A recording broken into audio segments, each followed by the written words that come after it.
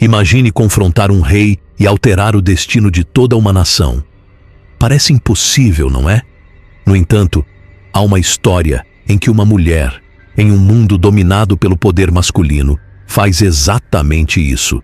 Movida por uma fé inabalável e não por ambição pessoal, ela enfrenta o inimaginável.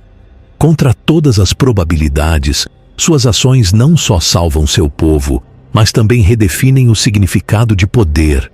Será que uma escolha, vista por muitos como um erro colossal, pode ser a chave para uma vitória inimaginável? Esta história vai desafiar tudo o que você sabe sobre coragem e estratégia. Está pronto para embarcar em uma aventura que transcende o concebível e promete revolucionar sua visão sobre influência, fé e conquista? Descubra como Esther, uma heroína quase esquecida pela história, se torna o centro de uma reviravolta épica. Curioso? Então, continue conosco, pois o que vamos revelar a seguir é tão envolvente que você não vai querer perder nenhum segundo. Meu nome é Esther, mas meu nome hebraico era Hadassah. Minha história é emocionante e romântica, mas também cheia de tramas de assassinato e profundas convicções.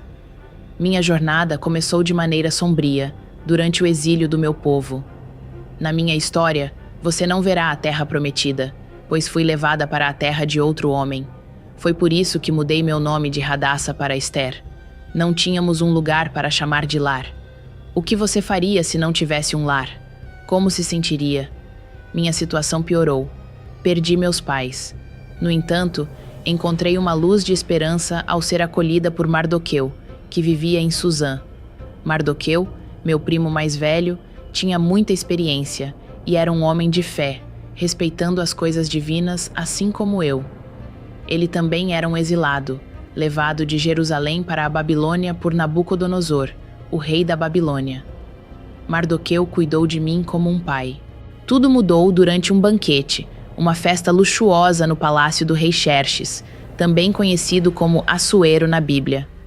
Xerxes governava do território da Índia até a Etiópia, e no terceiro ano de seu reinado, realizou um banquete para todos os seus oficiais e servos, incluindo os oficiais do exército da Pérsia e da Média, os nobres e os governantes das províncias. Durante exatos 180 dias, ele exibiu a vasta riqueza de seu reino, além do esplendor e da glória de sua majestade. Quando esses dias terminaram, o rei promoveu um banquete de 7 dias no jardim fechado do Palácio Real. Havia divãs de ouro e prata sobre um pavimento de mármore em um evento magnífico. O rei instruiu os responsáveis pelo vinho a servirem cada homem conforme o seu desejo. A rainha também organizou um banquete para as mulheres no Palácio Real do rei Xerxes. O nome dela era Vasti. No dia em questão, o rei Xerxes, em um estado de alegria induzida pelo vinho, ordenou que seus servos trouxessem a rainha Vasti, coroada com sua joia real, para exibir sua beleza diante do povo e dos nobres. Afinal, sua beleza era incomparável. No entanto, Vasti recusou-se a comparecer. Ao receber a recusa dos servos, o rei se inflamou de fúria. Após consultar seus conselheiros, foi-lhe indicado que a atitude de Vasti poderia ser interpretada como um mau exemplo para todas as mulheres do reino. Um dos sábios presentes afirmou diante do rei e dos nobres que a recusa de Vasti não somente desrespeitava o rei, mas também todos os nobres e povos do reino. Sendo assim, se fosse da vontade do rei, deveria ser decretado que Vasti jamais pisasse novamente diante de Xerxes. Além disso, sugeriu-se que o rei escolhesse outra mais digna para ocupar sua posição como rainha. O rei agiu rapidamente diante dessa sugestão. Seus assistentes pessoais propuseram então que jovens virgens e belas fossem buscadas para o rei, para que, após serem submetidas a tratamentos de beleza sob os cuidados de Hegai, o eunuco do rei, a que mais agradasse ao rei, fosse coroada como sua nova rainha, em substituição a Vasti. Este conselho agradou ao monarca, que o seguiu. Quando a ordem real e o édito foram proclamados, várias jovens foram trazidas para a cidadela de Suzã e colocadas sob os cuidados de Hegai. Eu estava entre aquelas levadas ao Palácio Real e confiadas a Egai. No entanto, diante da concorrência de tantas mulheres bonitas, questionei como poderia me tornar rainha. Empenhei-me ao máximo para conquistar a simpatia do eunuco Egai, que prontamente me favoreceu. Ele me proporcionou tratamentos de beleza e refeições especiais, além de escolher 7 acompanhantes selecionadas do Palácio Real para me auxiliar. Transferiu-me, juntamente com minhas acompanhantes, para uma posição privilegiada no harém. Por orientação de Mardoqueu, meu guardião, mantive em segredo minha nacionalidade e origem familiar, sabendo que isso poderia ser prejudicial. Para alcançar o posto de rainha, precisava do favor do rei, que parecia já estar garantido com Egai e Mardoqueu. Este último, especialmente, demonstrava constante preocupação por mim, percorrendo diariamente os arredores do pátio do harém para verificar meu bem-estar. No entanto, havia regras a seguir antes que fosse minha vez de comparecer diante do rei Xerxes. Deveria completar 12 meses de tratamentos de beleza prescritos para as mulheres, 6 meses com óleo de mirra e 6 com perfumes e cosméticos. Somente assim estaria preparada para encontrar o rei. Tudo o que desejasse seria fornecido do harém ao Palácio Real, mas eu não voltaria ao rei a menos que ele estivesse satisfeito comigo e me chamasse pelo nome. Quando finalmente chegou minha vez de ir ao rei, não fiz nada além do que Egai sugeriu. Fui conduzida ao rei Xerxes e pareceu-me que ele se interessou mais por mim do que por qualquer outra mulher. Conquistando seu favor e aprovação mais do que qualquer outra candidata, ele colocou uma coroa real sobre minha cabeça e me fez rainha, sucedendo Vasti. O rei organizou um grande banquete em minha honra, convidando todos os nobres do reino. Até decretou um feriado em todas as províncias e distribuiu generosos presentes. Tudo estava indo tão bem, até que descobri a terrível verdade sobre um homem chamado Hamã. Ele nutria um ódio tão intenso pelo meu povo que buscava exterminá-lo da face da terra. O rei Xerxes havia honrado Hamã, elevando-o e dando-lhe um assento de honra acima de todos os outros nobres. Todos os funcionários reais no portão do palácio se ajoelhavam e prestavam homenagem a Hamã, mas meu primo Mardoqueu se recusava a fazê-lo. Os oficiais reais no portão do palácio indagaram a Mardoqueu porque ele desobedecia às ordens do rei dia após dia. Tentaram persuadi-lo, mas ele permanecia firme em sua decisão. Hamã ficou furioso ao saber disso. Ao descobrir que Mardoqueu era judeu, ele desprezou a ideia de matar apenas Mardoqueu. Em vez disso, Hamã buscou uma maneira de destruir todo o povo de Mardoqueu. Mardoqueu mantinha sua postura, recusando-se a se curvar diante de um simples homem. O temor a Deus era maior do que qualquer temor humano. Embora a lei de Moisés não proibisse mostrar respeito às autoridades, ela proibia a adoração a qualquer outro além de Deus. Monarcas orientais frequentemente exigiam essa adoração. Os colegas de Mardoqueu tentaram ganhar o favor de Hamã, destacando sua recusa. Hamã, extremamente egocêntrico, ficou furioso com a clara falta de respeito de Mardoqueu. Além disso, ao invés de lidar diretamente com Mardoqueu, ele concebeu um plano para aniquilar todos os judeus do reino. O primeiro passo de Hamã foi lançar sortes para determinar uma data para a execução em massa. Por coincidência, a data escolhida foi quase um ano distante, caindo no 12º mês.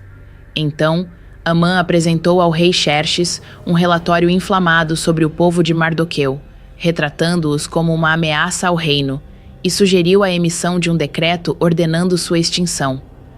O rei, ao atirar seu anel sinete para Hamã, concedeu-lhe autoridade para fazer o que achasse melhor, segundo a lei dos medos e persas. Uma vez emitido o decreto, não poderia ser alterado ou retirado. O rei Xerxes selou a sentença de morte com seu anel sinete, condenando milhares de homens, mulheres e crianças inocentes. As vidas a serem sacrificadas no altar do orgulho de Hamã foram meticulosamente planejadas. Cópias da ordem de execução foram enviadas com grande detalhamento, marcando o 13º dia do 15º mês para a atrocidade, Uma cópia do texto do edito deveria ser promulgada como lei em cada província, sendo divulgada a pessoas de todas as nacionalidades para que estivessem preparadas para aquele dia. Enquanto o rei e Amã se sentavam para beber, a cidade de Suzã ficou perplexa. Meu povo ficou atônito quando a notícia se espalhou pela terra. Sempre há tristeza onde o mal domina. Mardoqueu vestiu roupas de luto e lamentou pela cidade, chegando até o portão do rei, onde não podia passar, pois não era permitido entrar na presença de sua majestade vestindo saco. Ele sabia que era o principal alvo do ódio de Hamã. Em cada província onde o édito e a ordem do rei chegavam, havia grande luto entre os judeus, com jejum, choro e lamento. Muitos se deitavam em saco e cinzas. Quando meus eunucos e servos vieram e me contaram sobre Mardoqueu, fiquei profundamente angustiada. Chamei Hataque, um dos meus servos, e ordenei que descobrisse o que estava perturbando Mardoqueu e por quê. Hataque foi até Mardoqueu na praça aberta da cidade, em frente ao portão do rei. Mardoqueu contou toda a história e deu a ele uma cópia do texto do edito de Amã que havia sido publicado em Suzã, para mostrar e explicar para mim. Ele me instruiu a entrar na presença do rei para implorar por misericórdia e interceder pelo meu povo. Como o costume me proibia de deixar meu confinamento no palácio, enviei um servo para levar algumas roupas para vestir Mardoqueu. Para evitar que o rei o visse em saco, o que poderia resultar em sua morte, Mardoqueu recusou-se a esconder seu desespero. Ele lembrou que era arriscado aparecer diante do rei sem ser convidado, a menos que o rei decidisse poupar a vida do intruso, estendendo-lhe o cetro de ouro. Quando minha mensagem foi passada a Mardoqueu, ele respondeu: Não pense que você, só porque está na casa do rei, escapará entre todos os judeus. Se você ficar em silêncio neste momento, socorro e libertação surgirão para nosso povo de outro lugar. Mas você e sua família perecerão. Quem sabe se você foi colocada na posição real para um momento como este? A resposta de Mardoqueu foi clara: se eu não agir agora, alguém mais o fará. Talvez eu tenha sido exaltada ao trono exatamente para isso. Cada pessoa tem um papel vital no plano contínuo de Deus. Talvez este seja o meu papel. Eu disse a ele para informar a Mardoqueu que todos os judeus em Suzã deveriam jejuar por 3 dias, incluindo eu e minhas servas. Depois, irei ao rei sem ser chamada, o que vai contra a lei. Se eu morrer, morrerei. A linha foi traçada. Tomei uma decisão que pode custar minha vida, mas estou em paz com isso. Mardoqueu fez como eu ordenei, mesmo que o perigo seja grande, considerando a lei e a severidade demonstrada por minha predecessora, Vasti. Decidi me apresentar ao rei e confiar em Deus, em vez de ignorar meu dever para com ele e seu povo em busca de minha própria segurança e sucesso. No 3º dia, quando o jejum terminou, vesti minhas roupas reais, reuni coragem e apareci diante do rei sem ser convidada. Ele estava sentado em seu trono real na sala de audiências, de frente para a entrada. Ao me ver ali, ele ficou satisfeito e estendeu para mim o cetro de ouro que tinha em suas mãos. Então, me aproximei e toquei a ponta do cetro. O rei então perguntou: O que você deseja, rainha Ester? Qual é o seu pedido? Mesmo que seja até metade do reino, será concedido. Este era o momento crucial. As próximas palavras que eu dissesse determinariam o destino de um grupo inteiro de pessoas. Com humildade, respondi que o rei e Amã deveriam vir hoje a um banquete que preparei para eles. O rei concordou e pediu que Amã fosse trazido rapidamente para que pudéssemos fazer como eu sugeri. Assim, o rei e Amã compareceram ao banquete que eu havia preparado, enquanto eu trabalhava discretamente para não revelar meus planos a Amã. Enquanto eles bebiam vinho, o rei me perguntou qual era a minha petição, prometendo concedê-la, mesmo que fosse até metade do reino. Eu então expliquei que meu pedido era que o rei e Amã viessem ao banquete que preparei para eles, e que amanhã eu expressaria minha petição. Amã saiu daquele dia feliz e satisfeito. Ele deve ter se sentido especial por ter sido convidado para um evento privado com o rei. Ele acabara de jantar com as pessoas mais importantes da terra. Mas o que estragou seu bom humor? Bem, eu te direi, foi Mardoqueu. Amã avistou Mardoqueu no portão do rei, mas Mardoqueu não se levantou, nem mostrou medo diante dele. Amã conteve sua raiva e foi para casa. Tudo estava indo melhor do que eu esperava. Naquela noite, o rei não conseguiu dormir. Então ordenou que o livro de registros e feitos notáveis fosse trazido e lido para ele. O rei descobriu como Mardoqueu, meu primo, havia relatado sobre 2 eunucos do rei que planejavam atacá-lo. O rei perguntou que honra foi concedida a Mardoqueu por isso. Os servos do rei disseram que nada havia sido feito por ele. Então o rei perguntou quem estava no pátio naquele momento. Amã acabara de entrar no pátio externo do palácio do rei. O rei perguntou o que deveria ser feito pelo homem que ele desejava honrar. Amã, sem suspeitar que o rei se referia a Mardoqueu, sugeriu que fosse trazida uma veste real que o rei usou e o cavalo em que o rei montou, com uma coroa real sobre sua cabeça. Ele sugeriu que a veste e o cavalo fossem entregues a um dos mais nobres oficiais do rei, para que ele vestisse o homem que o rei desejava honrar e o conduzisse montado pelo quadrado aberto da cidade, proclamando diante dele: "Isso será feito ao homem que o rei deseja honrar." O rei ordenou rapidamente a Amã que realizasse todas essas honrarias, mas não para si mesmo, e sim para Mardoqueu. O rei disse: "Pegue a veste real e o cavalo, e faça isso por Mardoqueu, que está sentado no portão do rei. Não deixe de fazer nada do que você disse." Isso deve ter chocado Amã. Ele acabara de preparar meu tio para uma grande honra. Agora Mardoqueu era um dos homens mais influentes da terra. Então, Amã pegou a veste real e o cavalo, vestiu Mardoqueu e o conduziu montado pelo quadrado aberto da cidade, proclamando diante dele: "Isso será feito ao homem que o rei deseja honrar." Depois disso, Mardoqueu voltou ao portão real. Amã foi para sua própria casa lamentando, coberto de tristeza. Ele acabara de elevar o status de Mardoqueu, não tendo mais autoridade para incomodá-lo. Logo após, os servos do rei chegaram e rapidamente o levaram ao banquete que eu havia preparado.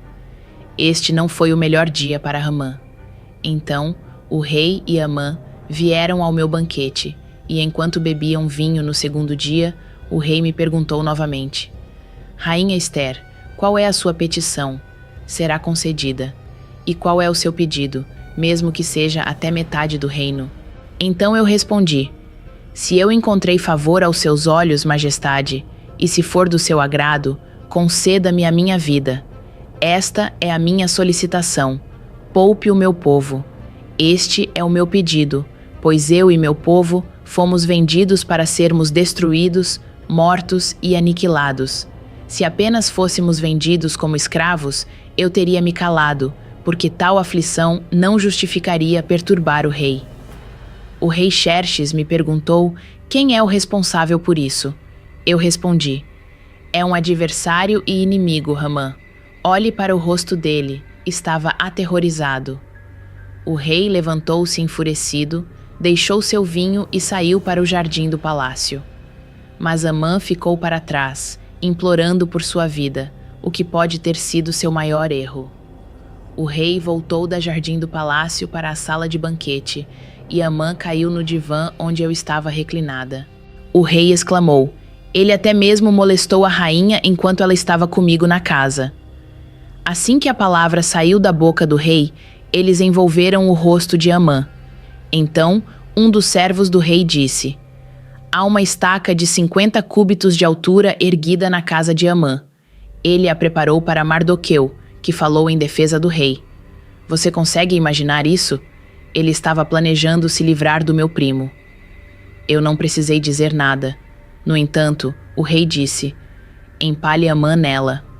Assim, eles enforcaram Amã na forca que ele havia preparado para Mardoqueu. O rei retirou o anel sinete que havia tomado de Amã e o deu a Mardoqueu. Eu coloquei Mardoqueu no comando da casa de Amã. Isso foi melhor do que qualquer plano que pudéssemos conceber. Amã não estava mais entre nós, mas seu terrível plano persistia. Então, falei novamente ao rei. Caí a seus pés, chorei e implorei para que ele evitasse o maligno plano de Amã e seu esquema contra os judeus, pois o decreto para aniquilar os judeus ainda estava em vigor. O rei estendeu o cetro de ouro para mim. Levantei-me e fiquei diante dele.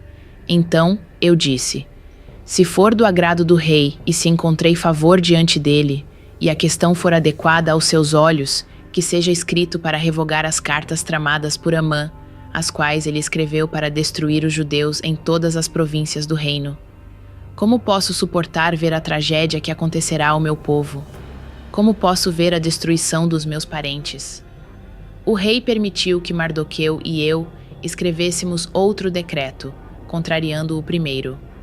Os escribas do rei foram chamados, e Mardoqueu ditou um édito que dava aos judeus o direito de protegerem suas vidas.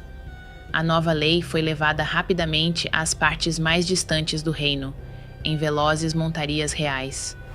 A notícia da redenção do povo do poder do mal deve ser disseminada pelo reino com minuciosidade e velocidade. Com suas vestes de luto, Mardoqueu deixou o palácio.